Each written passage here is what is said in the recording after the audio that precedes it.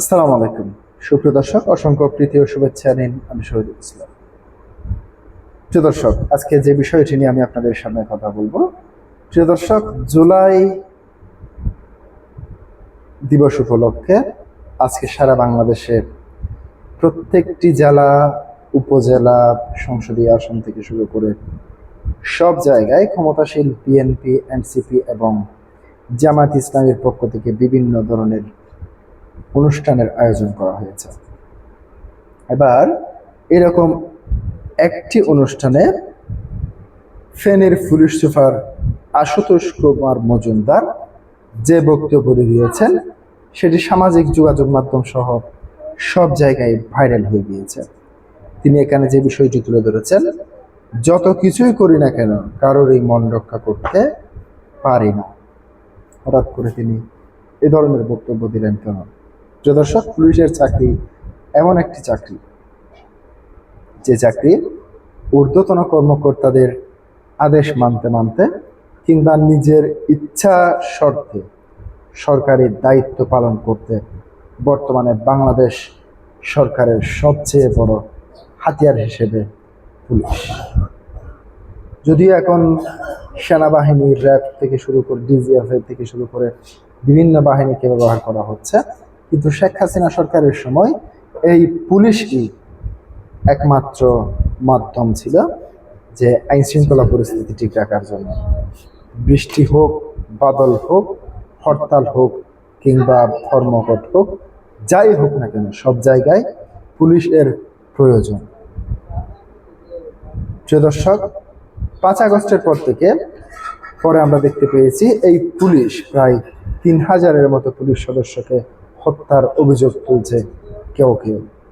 থানা পুড়িয়ে দেওয়া, অস্ত্র লুট করা সহ থেকে শুরু করে বিভিন্ন জায়গায় পুলিশের যেখানে হরতাল কিংবা অবরোধের ডাক করে তাদেরকে দমন করার জন্য পুলিশ বাহিনীকে নিয়োগ করা হয়।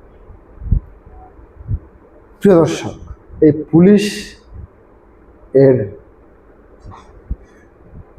এসআই যে বক্তব্য, পুলিশ সুপার যে বক্তব্যগুলি দিয়েছে, আমার কেন যেন মনে হয় এই বক্তব্যগুলো শুনে আমার খারাপ লেগেছে। আপনার খারাপ লেগেছে কিনা জানি না।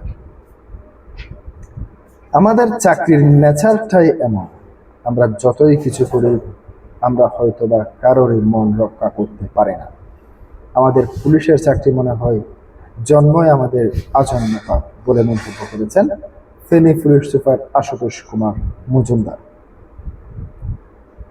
বুধবার 5 জুলাই দুপুরে জেলা প্রশাসনের আয়োজনে জেলা শিল্পকলা একাডেমি মিলনায়তনে জুলাই শহীদ পরিবার ও জুলাই যোদ্ধাদের সংবর্ধনা উপলক্ষে এক সভায় ফেনী পুলিশ সুপার এই মন্তব্য করেছেন। শহীদ পরিবারের সদস্যরা পুলিশের ভূমিকা নিয়ে বিভিন্ন সমালোচনার প্রেক্ষিতে পুলিশ সুপার এসব কথা বলেন। প্রত্যুষ কুমার মজুমদার বলেন, আমি এখানে এসেছি 1.5 মাস। আমার আগেও আরো 2 জন পুলিশ সুপার ছিলেন। ফেনীতে জুলাই অভ্যুত্থানে 22টি মামলার মধ্যে ইতিমধ্যে 14টি মামলার অভিযোগপত্র চার্জশিট দেওয়া হয়েছে। এসব মামলায় 1200 এর বেশি আসামিকে গ্রেপ্তার করা হয়েছে, যদিও এর মধ্যে 60 থেকে 860 জন আসামি জামিনে বেরিয়ে এসেছেন। এর আগে সকালে জুলাই গণ অভ্যুত্থান দিবসের কর্মসূচি শুরু হয়। শহরের মগবাজার এলাকায় অবস্থিত জুলাই শহীদ স্মৃতিস্তম্ভের পুষ্পস্তবক অর্পণের মধ্য দিয়ে শুরুতে জেলা প্রশাসনের পক্ষ থেকে পুষ্পস্তবক অর্পণ করেন জেলা প্রশাসনের মনিরা হক। পরে একে একে পুলিশ, স্থানীয় সরকার বিভাগ, জেলা পরিষদ, সিভিল সার্জন থেকে শুরু করে বিভিন্ন রাজনৈতিক ও সামাজিক সংগঠনের ব্যক্তিরা পুষ্পস্তবক অর্পণ করেন। দুপুরে জেলা প্রশাসনের আয়োজনে জেলা শিল্পকলা একাডেমিতে মিলনায়তনে জুলাই শহীদ পরিবার ও জুলাই যোদ্ধাদের সংবর্ধনা দেওয়া হয়। এই অনুষ্ঠানে জুলাই শহীদ পরিবারের সদস্যরা জুলাই যোদ্ধাদের সংবর্ধনা দেওয়া হয়। প্রিয় দর্শক, আজকে পর্যন্তই। আসসালামু আলাইকুম।